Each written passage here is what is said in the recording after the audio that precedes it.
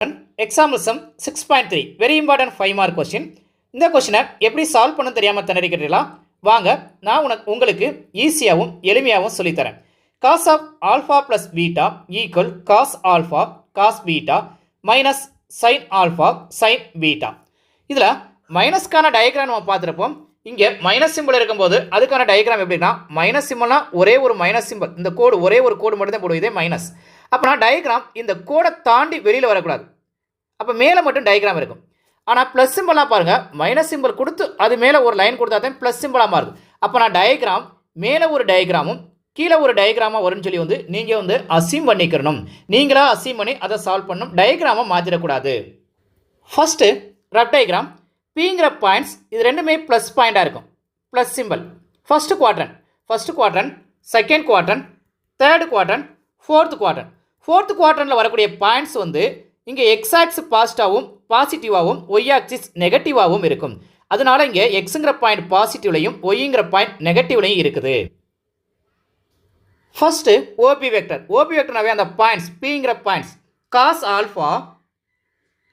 Alpha அதோட i vector சேர்த்துங்க, i vector plus sine alpha j vector. Next OQ வெக்டர்னாவே கியூங்கிற points cos beta i vector minus simple இருக்கனால minus sine beta j vector. Next OP vector dot OQ வெக்டர்னா ஆர்கஜஸில் இருக்கக்கூடியதை அப்படியே write பண்ணிடுங்க. ஆர்கஜஸில் என்ன இருக்குன்னு பாருங்கள், cos alpha cos beta minus sine alpha sine beta.